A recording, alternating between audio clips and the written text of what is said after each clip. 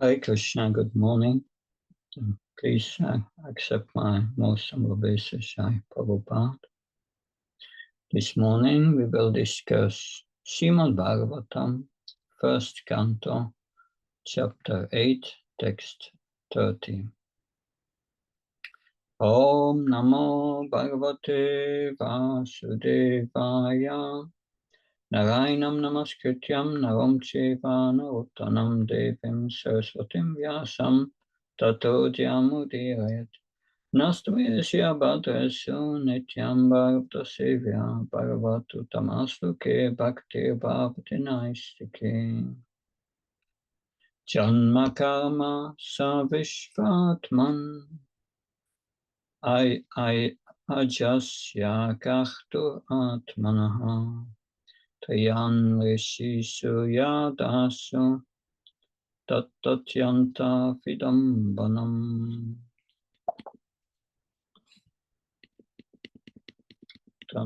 Word for word translation.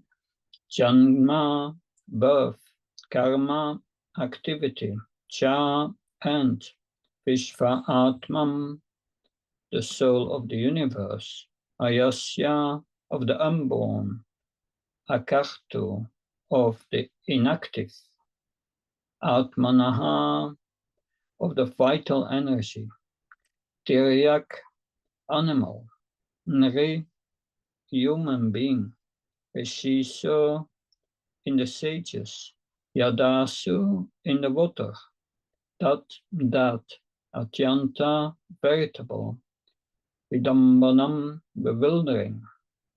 Translation and purport by Abhaicharavinda Bhaktivedanta Swami Srila Prabhupada Ki. Of course it is bewildering, O soul of the universe, that you walk, though you are inactive, and that you take birth, though you are the vital force and the unborn. You yourself descend among animals, men, sages, and aquatics. Verily, this is bewildering. Purport. The transcendental pastimes of the Lord are not only bewildering, but also apparently contradictory. In other words, they are all inconceivable to the limited thinking power of the human being.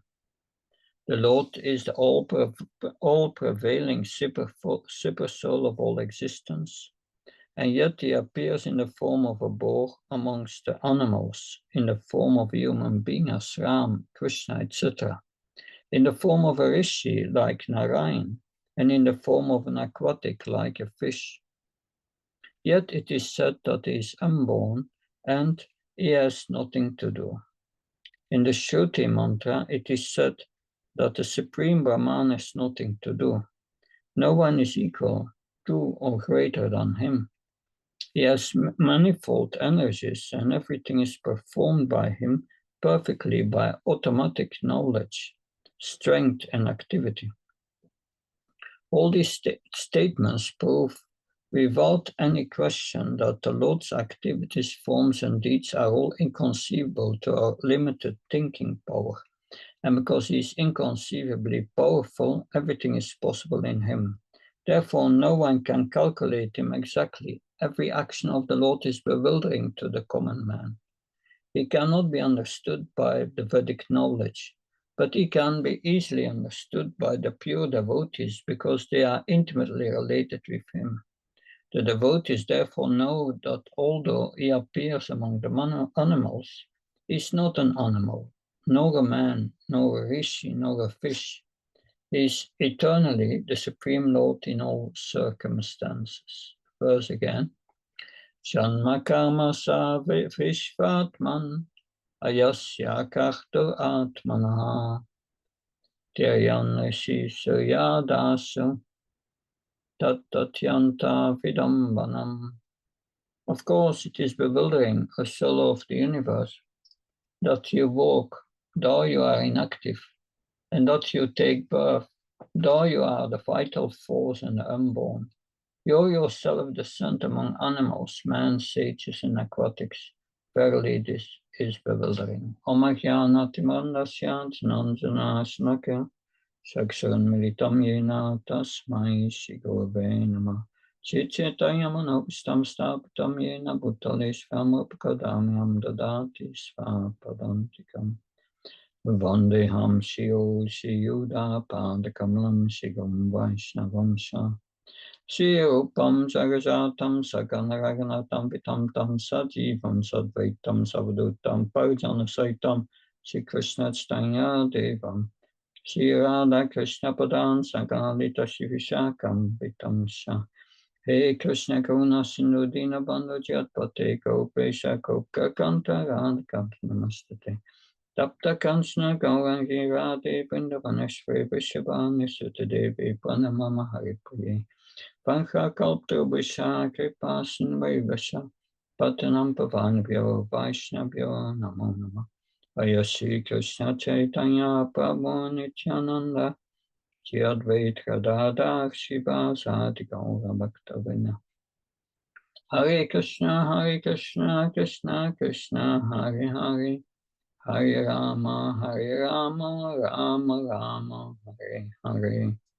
Namo Vishnu Padaya Krishna Prasthaya Bhutale Srimate Bhakti Chariswamti Namne. Namo Vishnu Padaya Krishna Prasthaya Bhutale Srimate Bhakti Vedanta Swami Namne. Namaste Saraswati Deve Gauravani Pacharani. Nirvishesha Sringavadi Paskachayita Satarani. Srila Prabhupada Ki. So these are these beautiful prayers of Queen Kunti, and she makes a point here to Krishna that your pastimes are very bewildering. That and we see that also in Lord Chaitanya's pastime. Lord Chaitanya was born as Nimai in the house of Jagannath, Mishra, and Mother Shachi. And one day, Jagannath Mishra and Mother Shachi found in the house the footprints of Vishnu. So the footprints of Vishnu, they have certain signs. There's a chakra, there's a fish, so many things. That and they found these footprints, and they were stinking. And they also heard the sound of ankle bells. But Nimai was not wearing ankle bells, and so they concluded it must have been the Saligram Shila, that Saligram Shila, which is worshipped as Krishna, which is Krishna, who appeared in this world. So they were thinking it's the Saligram Shila, that because Saligram Shila is Vishnu, is God, he can do anything, can walk in the room, but Nimai, that was an ordinary child. That was our child. So that was not an option. That it could not be Nimai. That it could not be Lord Chaitanya. Well, later Lord Chaitanya, Nimai. So bewildering. And then in the Bhagavatam we have Putan, who came to kill baby Krishna. That and when Putan was a Rakshasi, a demoness, and she took the form of a very beautiful woman and went to see Krishna, and everyone let her pass because she looked so nice. And so she was taking Krishna as baby, and with the intention to kill Krishna. But when she saw Krishna so beautiful, she thought for a moment, this child is not an ordinary child. She realized This child has the power to destroy the universe. But then her mind started editing and says, no, it's just a child. And then she thought, so I will execute my plan and give my breast that covered with poison to the child and kill the child.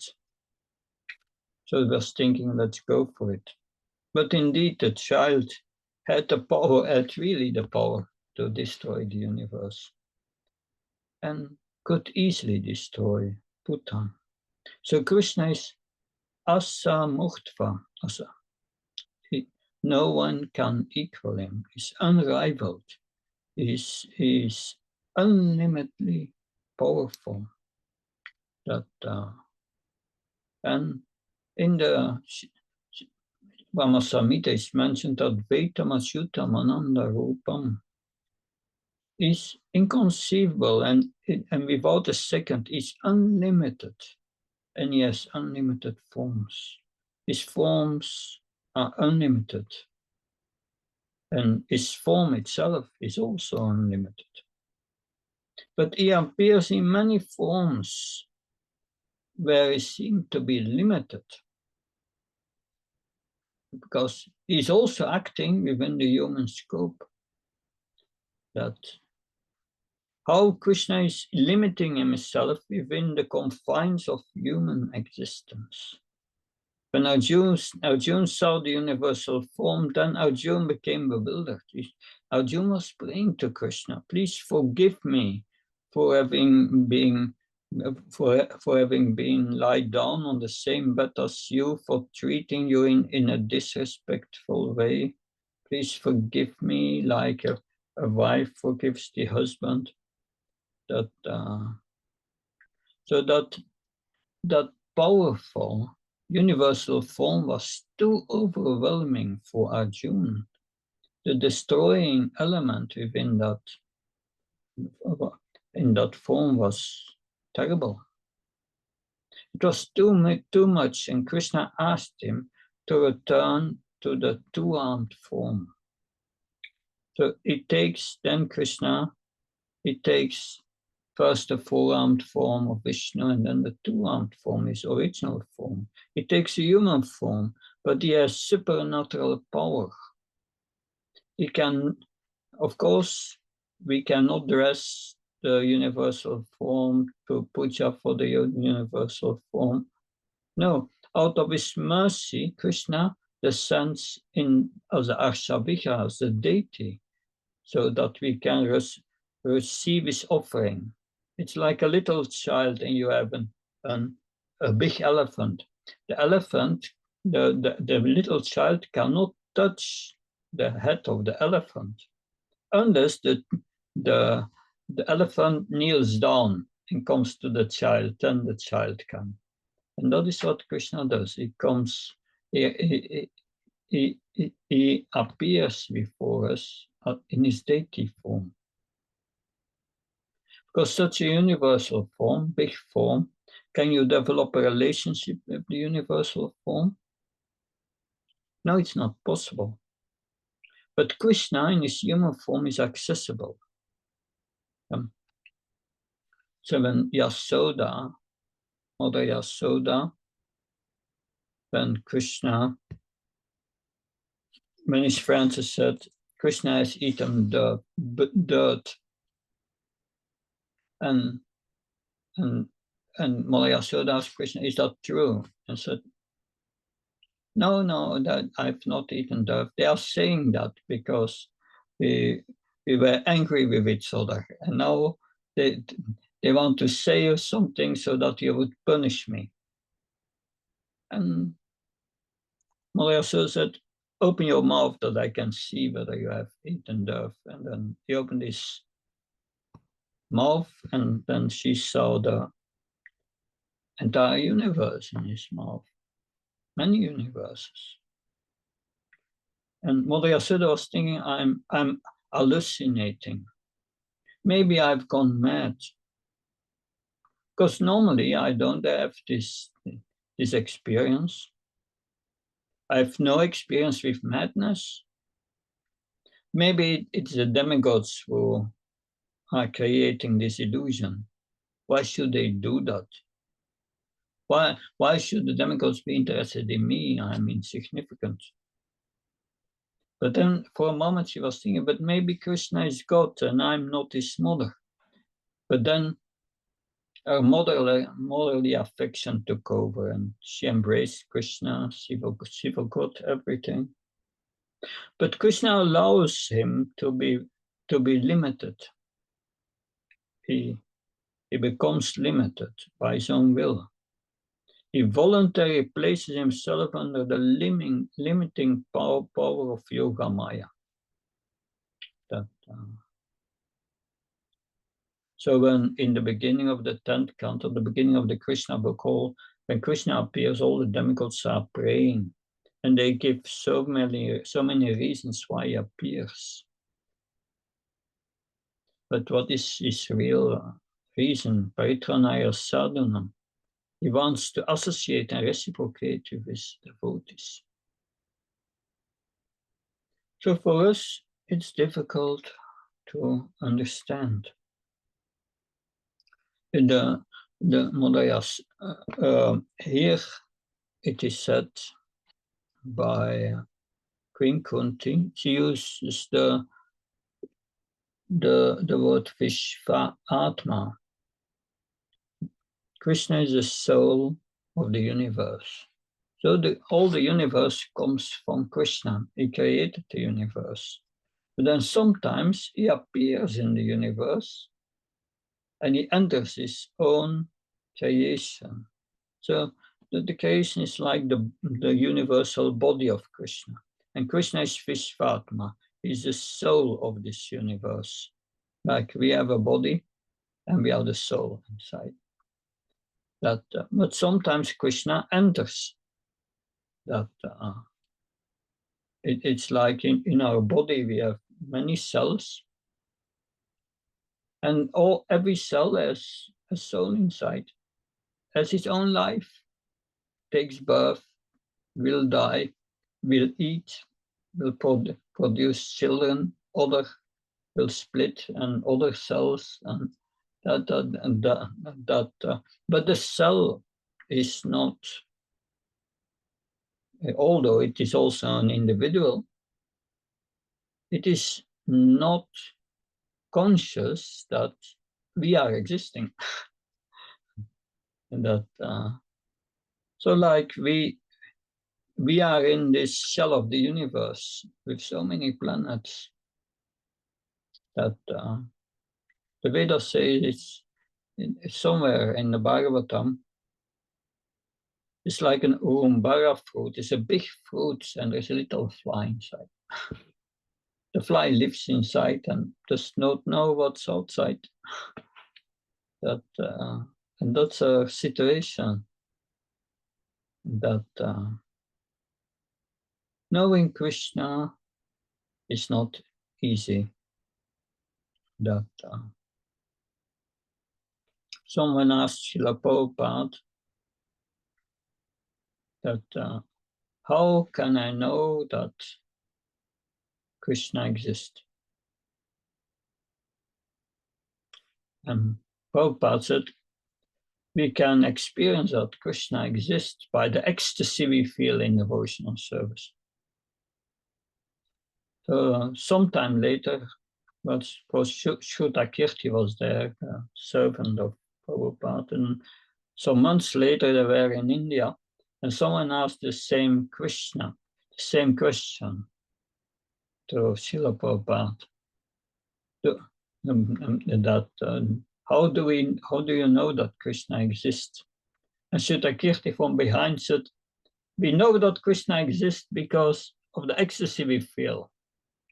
And Prabhupada said, no, we know that Krishna exists on the basis of Bhagavad Gita. Interesting. So yes, of course, how can we know Krishna? Because devotional service means to live in a relationship with Krishna. how can you live in a relationship with someone who you don't know? You must know the person. Otherwise, there is no question of relationship. So we must know who Krishna is to a certain extent. We can never know him fully, but then how to know Krishna? Bhaktya Pananya Sakyam Evam Buddhavina Kyatam Rasa Tatvana Pavashtun Sa Parantapa. After showing the universal form to Arjuna, and then showing again his two-armed form, Krishna says to Arjuna, I can only known by Ananya Bhakti, by pure devotional service. That by pure devotional service can I understand that I'm standing before you. That's in the purport of that verse. Srila Prabhupada writes, one cannot understand Krishna by mental speculation. For one who does not take personal training under the guidance of a bona fide spiritual master, it is impossible to even begin to understand Krishna. Important. The word "to" is specifically used here to indicate that there is no other process can be used, can be recommended, or can be successful in understanding Krishna. So Prabhupada continues with stating this two-armed form of Krishna is very difficult to see.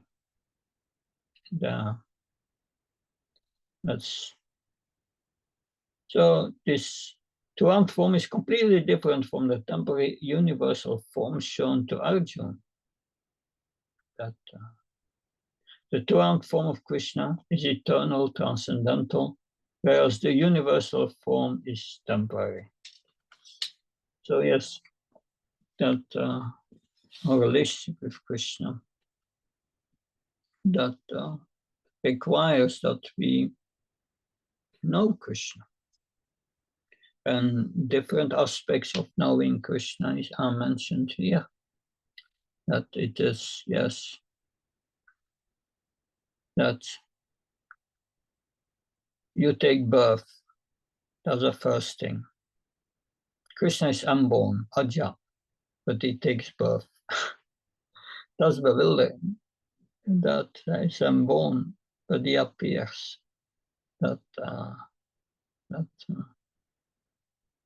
And that's it's bewildering. You are the soul of the universe, and your work is working. He becomes the son of Nanda Maharaj, and he's working as a cowherd boy to protect the cows. He's supporting the family business of his father.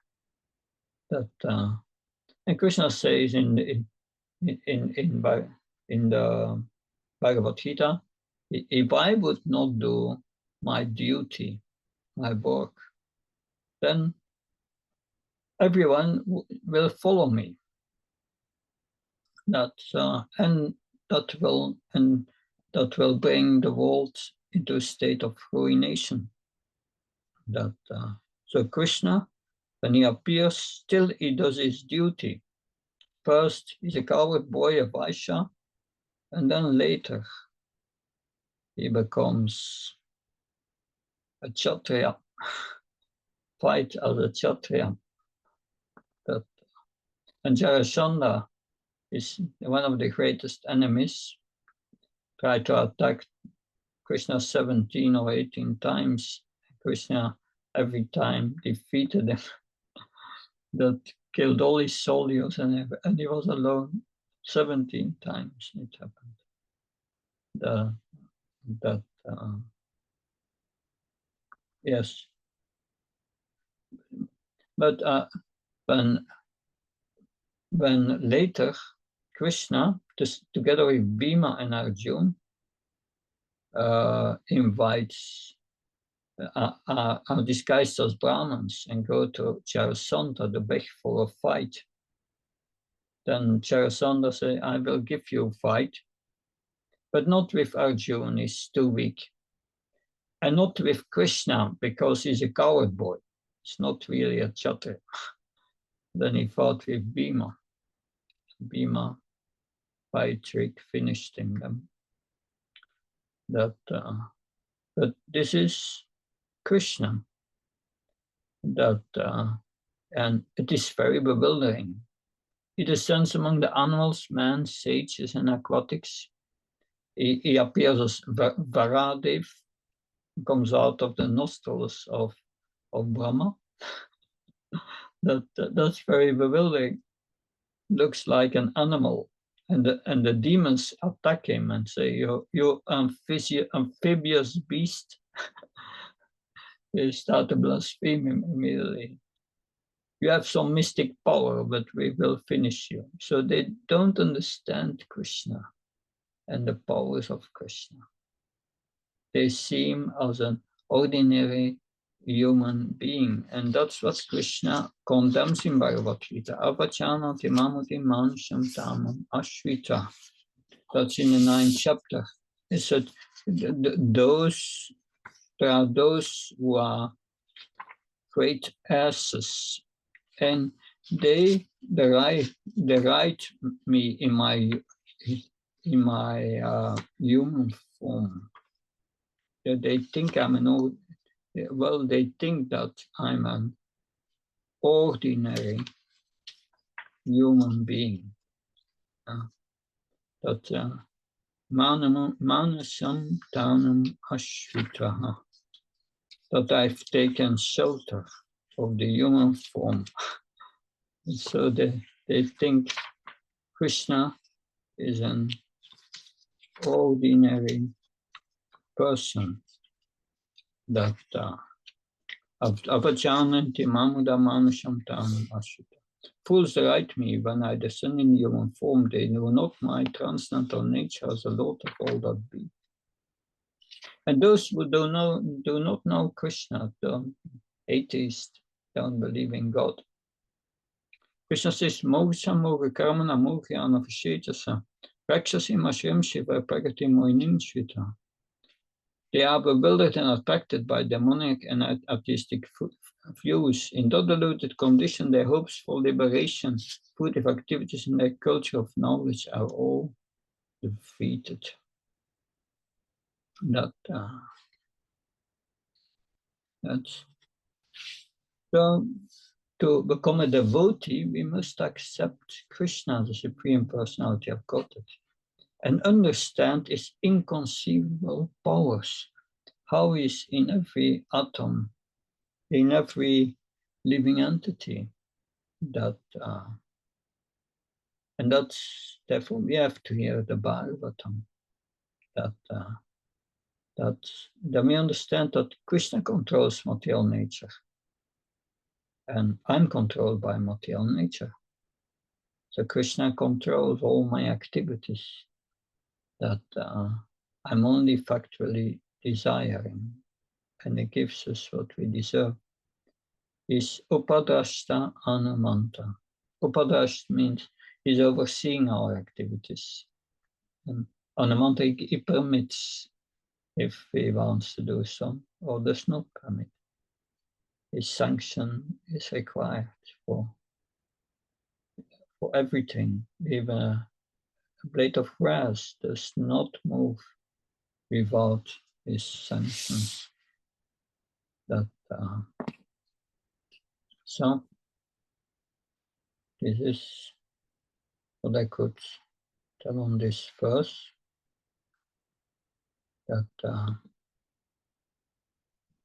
Any questions? Hare Krishna.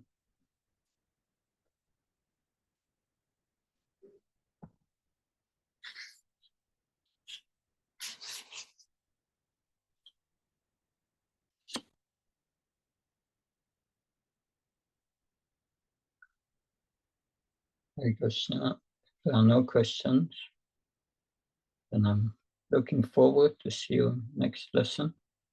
Next week I'm in Canada. The next lesson that I will be able to give is the 21st of August, and then we will discuss the next verse. Hare Krishna, Jai Prabhupada. Thank you, Maharaj. Hare Krishna. Hare Krishna. Hare Krishna. Thank you, Maharaj.